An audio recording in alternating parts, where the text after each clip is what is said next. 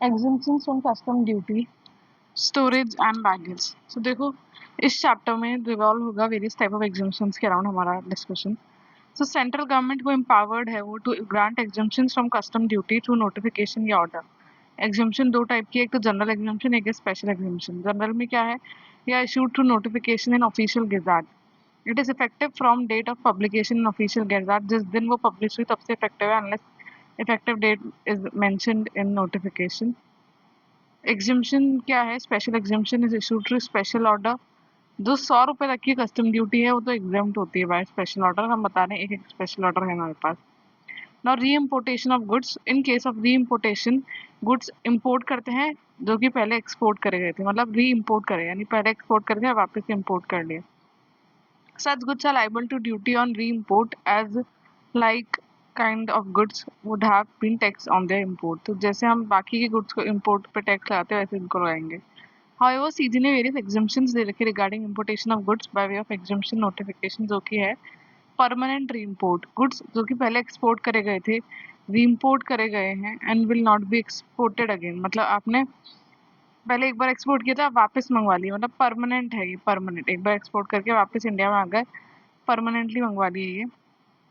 सो इसमें क्या है सिनेरियो, गुड्स एक्सपोर्टेड अर्लियर, जैसे कि under claim of duty drawback, claim of IGST refund, bond LUT without payment of IGST, EPCG advance authorisation, DFIA duty exemption, इन सब में आपने पहले एक्सपोर्ट करे थे। तो जो भी आपको इंसेंटिव आपने अवेल किया वो आपको पे करना पड़ेगा री इम्पोर्ट पे। वही वो आपने पहले भेजा था तो आपको इंसेंटिव दिया था, गवर्नमेंट ने छूट दी थी, अब वापस दे आ रहा है इंडिया में हमेशा के लिए, तो ये सब देनी पड़ेगी ना आपको, पैसे वापस निकालो। Then goods earlier exported without above benefits, जो थे उसमें तो आपने कुछ बेनिफिट ही नहीं मिला, तो काहे की ड्यूटी, फिर no duties to be paid.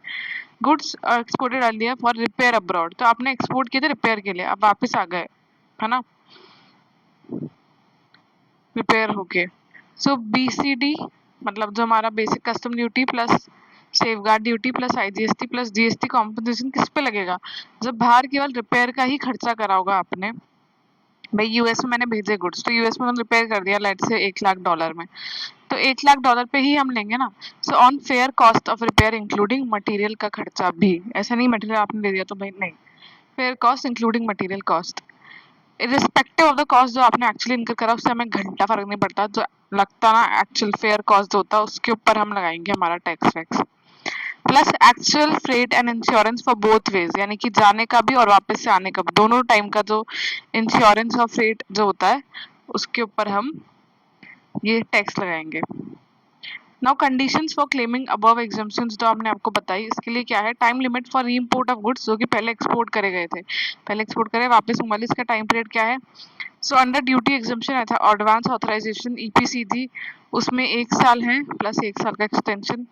Other cases देखो, भूटान के अलावा मतलब यूएसए से अगर हमारा आ रहा है तो यूएसए से आपके पास 5 साल है प्लस 2 इयर्स है, और अगर भूटान हमारा पड़ोसी देश है इसलिए उसमें 5 + 2 यानी 7 इयर्स दे रहे हैं प्लस 3 साल, यानी टोटल 10 साल हो गए भूटान के केस में। बाकी नॉर्मली में टोटल 7 केस होते हैं, मान लो यूएसए है अगर तो 5 years plus 2 years. Goods exported and goods री इम्पोर्टेड जो है वो सेम होने चाहिए, ऐसा नहीं है कि भाई तुमने मशीन भेजी, उन्होंने कहा कि एक काम करो मशीन तो हम रिपेयर कर रहे हैं हम दूसरी, ऐसा कुछ भी नहीं चलेगा, सेम होने चाहिए।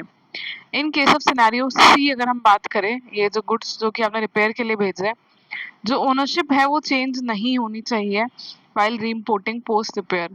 सो ओनरशिप मान लो मैंने रिपेयर के लिए भेजी, अब ओनरशिप मैंने किसी और को दे दी, तो ये सब नहीं होना चाहिए।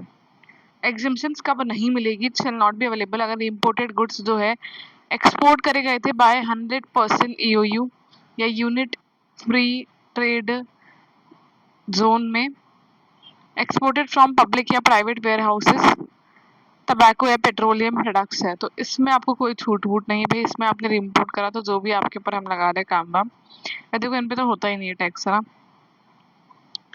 बट आपने एक्सपोर्ट किया होगा तब वैसे भी इनके ऊपर ये एग्जाम्शन अवेलेबल नहीं है बेसिकली।